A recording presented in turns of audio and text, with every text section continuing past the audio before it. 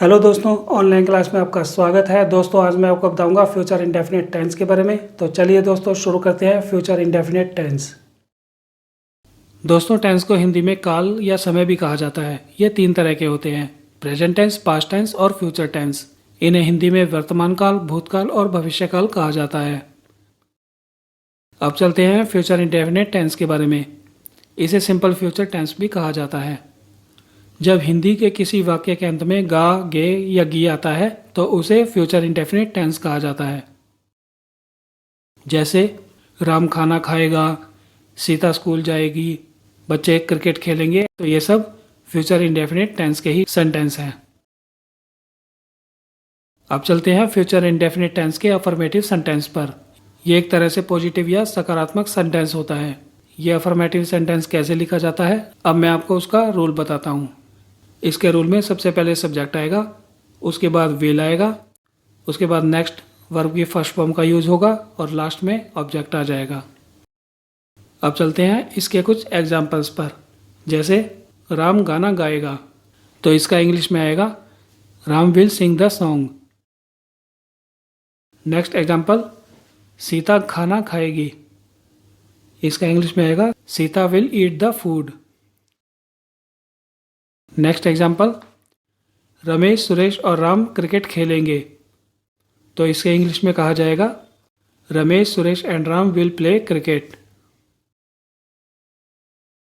हम पानी पिएंगे, इसका इंग्लिश में आएगा we will drink the water.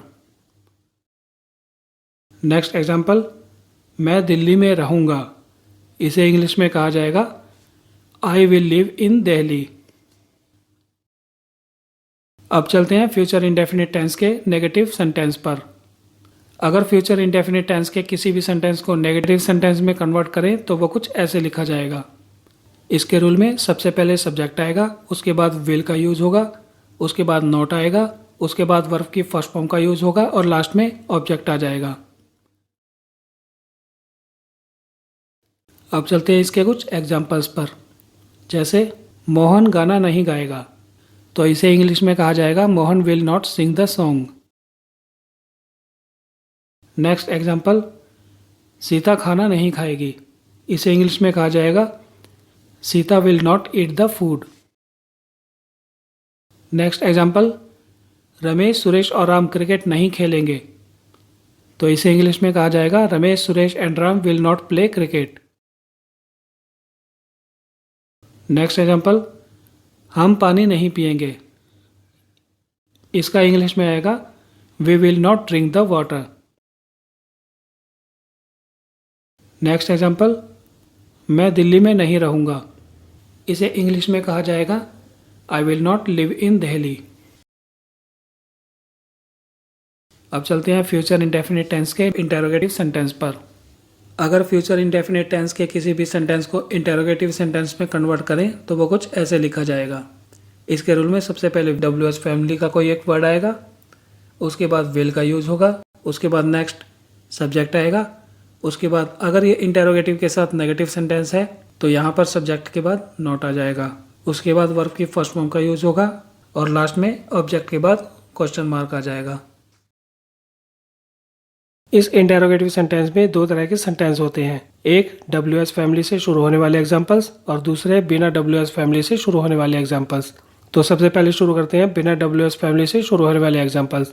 जैसे क्या मोहन गाना गाएगा, तो इसे इंग्लिश में कहा जाएगा will Mohan sing the song. अगर इसी सेंटेंस को इंटेरोगेटिव के साथ नेगेटिव में कन्वर्ट करें तो आएगा क्या मोहन गाना नहीं गाएगा, तो इसे इंग्लिश में कहा जाएगा will Mohan not sing the song. Next example, क्या सीता खाना खाएगी, तो इसे इंग्लिश में कहा जाएगा will Sita eat the food. अगर इसी सेंटेंस को इंटेरोगेटिव के साथ नेगेटिव में कन्वर्ट करें तो आएगा will Sita not eat the food. Next example, क्या रमेश, सुरेश और राम क्रिकेट खेलेंगे, इसे इंग्लिश में कहा जाएगा will Ramesh, Suresh and Ram play cricket. अगर इसी सेंटेंस को इंटेरोगेटिव सेंटेंस के साथ नेगेटिव में कन्वर्ट करें तो आएगा क्या रमेश, सुरेश और राम क्रिकेट नहीं खेलेंगे, तो इसे इंग्लिश में कहा जाएगा will Ramesh, Suresh and Ram not play cricket. अब चलते हैं इंटेरोगेटिव सेंटेंस में WS फैमिली से शुरू होने वाले एग्जाम्पल्स। जैसे हम दिल्ली में कब मिलेंगे, तो इसे इंग्लिश में कहा जाएगा when will we meet in Delhi. Next example, तुम स्कूल कैसे जाओगे, तो इसे इंग्लिश में कहा जाएगा how will you get the school.